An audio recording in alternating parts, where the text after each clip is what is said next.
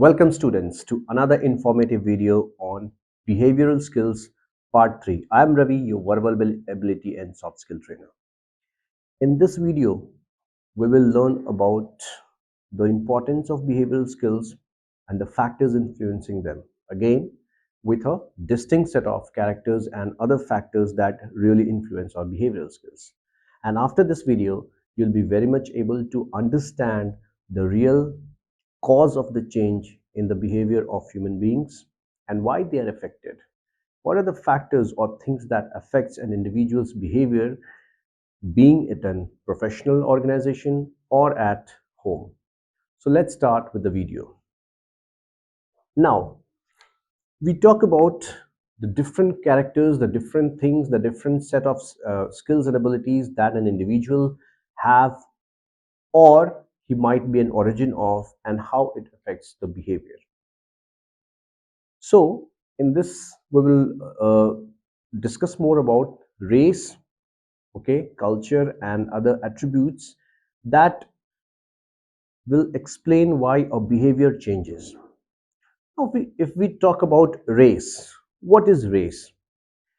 In simple words, we can say that race is nothing but a group of people having similar physical quality. Okay, as per the definition says, a group of people sharing simple physical features. Okay, so if I say there are two kinds of race in this world, one is black and one is white. Now the black people will have black skin, their color will be same, the way of their hairs will be same, hairstyle will be same.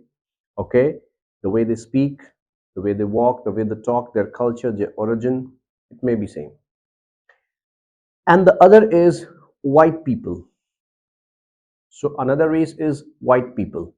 White people may be from the different parts of the world. They have white skin, white hair, they talk differently, they behave differently, they have a different set of mind. And how does this particular features affects our behavior? So if we describe race, race is nothing but group of people coming from a common origin having same physical features. So this is how this race is defined, and how does it changes or affects our behavior. The fact that we come from different origin really does affect our temperament, our way of thinking, and our behavior. Now, in the days back, when we'll turn the pages of history, we find that people who were black were disliked by the white people. It happened here in South Africa, it happened here in India also. When Britishers came to South Africa or India or they went elsewhere, where there were black people or people not of white color, they really disliked them. They treated them like animals, and they were subjected to different kind of atrocities by these white peoples. They have a different set of mind. They thought and they considered themselves to be the superior race than the black one, and they ruled the entire world. They thought that these black people are made for just work, they should be treated like animals, and the white people should behave, or they are the owners of these people. They have been given this authority to rule the world. So this is how their way of thinking was. And those who belong or those who evolve from that race still thinks in the same way. They have a color indifference. If you have a color indifferences, okay, the color indifferences is certainly going to affect the way people think. Most of the people in the groups I've seen, they don't like people who are not of their color or who are not of their origin or who have some different kind of physical features, might be short, fat, okay. They are not liked by a common people. They look differently. So this does affect our mental status, the way we think. Now there is a very thin line between race and ethnicity. What is ethnicity? Ethnicity is something which has a deeper meaning as compared to the race. Race, as I already said, that it is just a brief outline of same physical features. Now the blacks may not be from the same culture, may not be from the same tradition. There might be black people in India, there might be black people in Africa, but they do have a different culture and tradition. That is called ethnicity. White people from British White people from America, they have a different culture and different tradition. They speak differently, they behave differently, they have their different sleeping patterns, eating patterns, walking patterns, way of talking to others, way of communicating. Their language is different, their festivals are different, everything is different. Now, this reflects the ethnicity, what ethnicity he or she belongs to. Okay, being the same member of the race. Again, when we talk about culture, what is culture? Culture is nothing but the ideas, customs, or traditions followed as a person or in a group. Now, what is this culture all about? Culture is something that we inherit from our ancestors, that is passed on as a legacy to us. And this does have an effect on our behavior, on the behavioral skills that we possess. Now, there are different cultures where we have been taught to behave differently, to follow the norms of the society, and to follow certain traditions, customs, and duties which the people of this culture have already developed for ourselves. And this is how we follow our culture and have an impact on our behavior. So, if we say ideas, customs, or traditions followed as a person or in a group, ideas, custom, or tradition, whatever ideas I have in my mind, whatever custom I follow, rules, regulations, the traditions, okay, is followed in a group. For example, if I take the people of India, they have a same culture, they belong to same culture. They celebrate, and entire Indians, they celebrate their festival commonly. The different festivals are celebrated by the people across India. Now, so they have their, we have our common culture, our roots are common. Same way Americans have their own festivals, which they celebrate all across America, and they have a different culture. If I take, for example, here, say celebrating a family function or celebrating a marriage or a ritual performing is all a part of our culture. And when we perform our culture, when we perform our these roots very imbibed in us, then this creates a difference and makes us distinct from other individuals. Now, if we see race and culture together, it says both exerts influence at workplace and in the society. Yes, both race and culture definitely affects a person's attitude, a way of thinking, a way of behaving towards the peoples in the society. Belonging from a different culture, I may behave differently. Suppose if in my culture I'm taught to touch the feet of our elders, I will greet them by doing so. In American culture, they're taught to greet the people by saying hello or hi or shake hands. So they will do it differently. The behavior changes with the change in the culture and race. But we are always governed by the society, our rules, our values, our culture and tradition, race, of course, which we from where we belong and from where we have evolved. The entire society, a particular country may be following a particular norm set by the society of the country. And that really matters when they belong from a different culture. In India, we have a diversity. We have a diversity. We have so many people belonging from the different cultures, different traditions, having different religions, having different gods to follow, having different things to create, having different language to speak. There are so many languages, custom, traditions that has been followed in India. It's a land of diversity. So diverse people are here, having different mindsets, having different attitudes, having different thinking ability, mental ability, and physical ability. And in a way, the behavior gets affected from the very root of their culture and tradition. It is also seen in our festivals and celebrations, family functions like marriages. When we marry, we follow a different kind of pattern.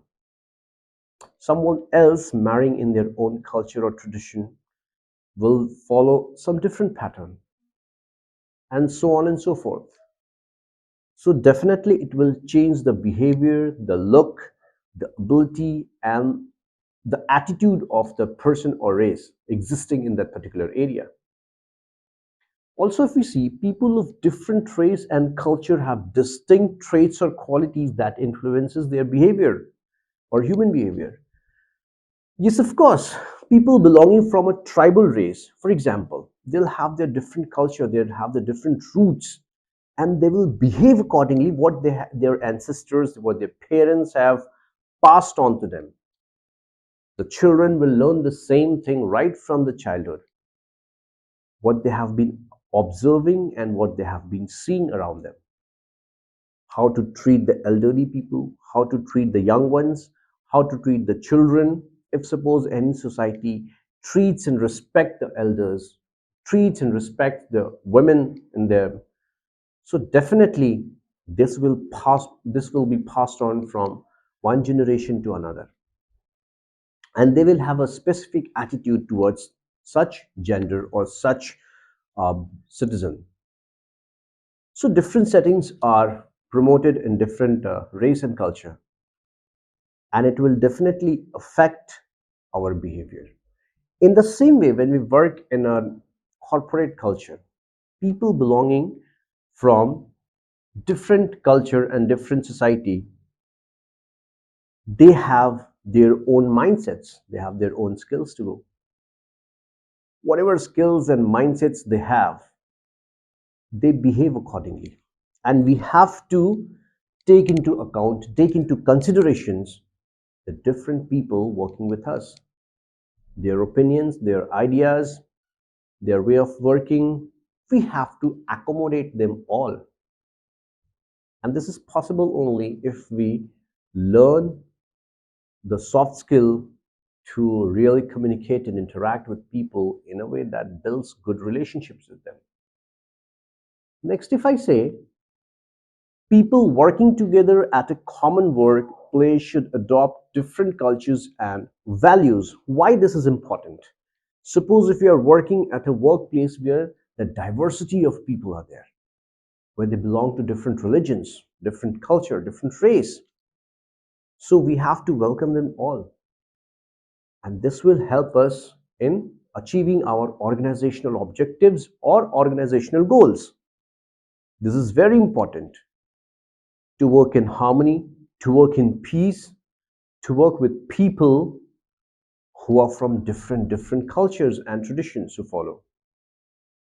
So we have to adopt different cultures. If, for example, someone in my office or in my company treats me according to my culture and tradition, then definitely I'll have to learn his or her culture and tradition, and I should treat him or her in the same way so as to make him feel more comfortable in order to build a good relationship.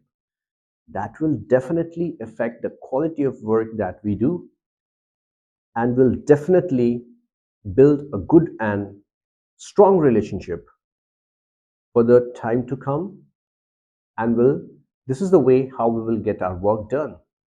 We all work for a common goal, that is achieving the organizational objectives. And it is only when we respect each other, when we appreciate each other, and when we stand by each other in the different times, in the different needs. Scandinavian countries, they have hardly one, two, three festivals across the year, and people are given holidays accordingly. Here in India, we have festival every month, every 10 days or 15 days, for example. We have a festival, maybe of some other religion, other culture, other traditions, every day. And accordingly, the holidays are planned or allotted to the people. But the holidays planned or allotted is given to the entire team working there, not just because of the one community. If suppose I am Hindu and I enjoy my festival of Deepavali, so that doesn't mean that a person belonging to some other religion will not be given the holiday or will not be given the time, the opportunity to enjoy the same. No, this will create indifferences and will lead to friction in work.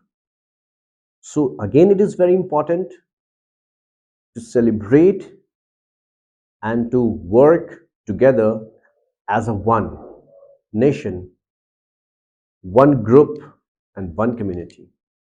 No matter what race or religion we belong to, we should respect each and every person who is working with us, who is working in our company or organization.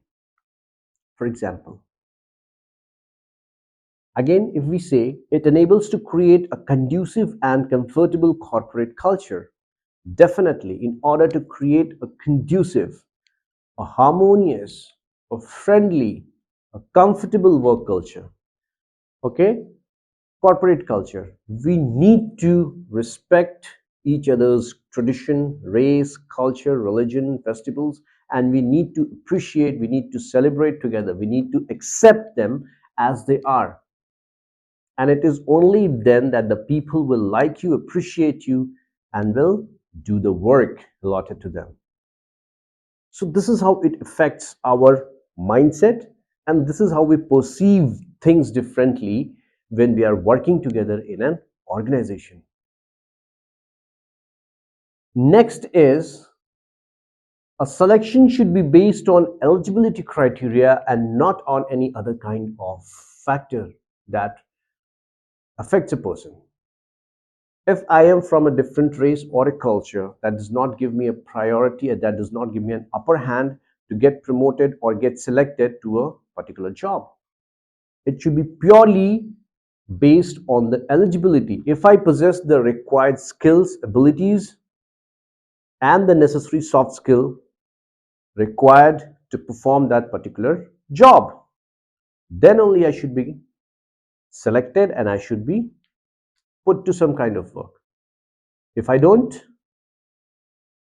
I should not be given a chance. No matter whoever belongs to any community, any race, or any religion, whether he or she is having a good uh, knowledge of the subject, of his religion, of his culture, and if he's not possessing the necessary skills required for the particular job, the eligibility criteria he or she is not meeting, then they should not be selected. It should be purely based on their eligibility criteria of technical and soft skills or the prerequisites for the same. This will mitigate the indifferences and will lead to a better career opportunity for all. Again, if I say a person's race and culture should not be a parameter for selection process, yes, this is very important to understand because here in India, we tend to give much priority to the race, culture, the caste, color, creed, religion he or she belongs to when it comes to any opportunity, right? For there are certain things where people are given priority, where the seats have been reserved for them according to the Constitution of India, which was considered mandatory. But for now, if we keep on reserving, if we keep on doing these things, this will create indifferences. To some extent, it is good, but not more than that. So, a person's race and culture should not be eligibility criteria for his or her selection or for his or her deciding for a particular work or for a particular job, whether he or she will be fit for that particular job or not, right? It should be purely eligibility based. Why? Because if we change this behavior, we will be indifferent towards people working in the organization. We will create a better workforce. We will create a promising team. We will create a team which is very promising, very positive, which is purely selected just because they have the required skill sets and they can very well achieve the organizational objectives. Next, the very important parameter is attribution. We also have heard about the attribution theory. What is attribution theory? It is based on three parameters. observance, interpretation, and then giving your judgment. Now, and attribution is something when we observe something, some action or some behavior, we interpret it accordingly, and then we give judgment. We attribute that interpretation to some particular kind of judgment, to some particular kind of thing, why this action was there or why these people behaved in a particular way. So it has three things. The first is consensus, the next is distinctiveness, and the last one is consistency. These are all the interpretation parts based on which we attribute a particular uh, character or a particular action or a particular, say, thing happening, and then we judge it accordingly. If we say it explains the cause of the behavior, we try to explain the cause of a behavior through this attribution theory. What was the cause of a person behaving in a particular way? Okay, we try to judge them based on individual's personality or situation. What condition he went through, what was the current situation, and why he reacted or behaved in a particular manner. The very first parameter was consensus, that is, reacting similarly in a particular situation.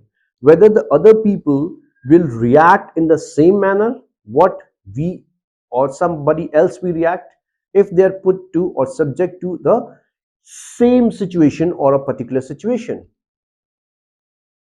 How will they differ, or will they differ or not? Different people put to a particular situation, what will be their reaction? Okay, so this is how we interpret, and once we get to know about it, then accordingly we pass our judgment, then accordingly we try to explain the cause of their behavior, why it happened, and what was the cause behind it, what was the reason behind it. The second thing is distinctiveness, means how distinct you are in behaving in a particular situation, whether you are behaving same way or you are behaving differently from others, right? As it says, the extent to which behavior can be associated to situations or personality. To what extent a behavior can be related to a particular situation, how well you define yourself when you are in a particular situation, how you behave when you are in a particular situation. Are you distinct from others or you behave in the same way? So what is the ratio, what is the percentage of distinctiveness that is there in a person's behavior or act when he or she is put to a particular situation? And the third one is consistency. Consistency, you all know, consistency means being firm and determined. How often a particular behavior is observed in regard to something. How often a particular behavior is observed. What is the frequency of the behavior of a person behaving in a particular way put to a particular situation? So are you consistent in behaving in the same way? And based on these three interpretation, we give our judgment, or we try to explain the cause of that behavior, we try to explain the reason of that particular behavior. This is what attribution theory is all about, and this definitely have an impact on the behavior of the person that he or she is possessing. So this was all in this part of behavioral skills, part 3. Okay, it's all about how one behaves in different situations. So behavioral skills part third can told you, or it incorporated how we behave and what is the effect of the different parameters on our behavior. Okay, now I would like to tell you that the race, culture, and attribution, these are the very basic unit which really cast effect on our behavior accordingly. So in this unit, we learned how race, culture, and attribution determines our behavior and how it affects individuals. In the next part, we will learn further about behavioral skills. Thank you so much for watching the video. Okay. Thank you so much for watching the video and stay tuned. Like and subscribe our Ravings Learning Campus channel. Make your learning simple and easy. Thank you.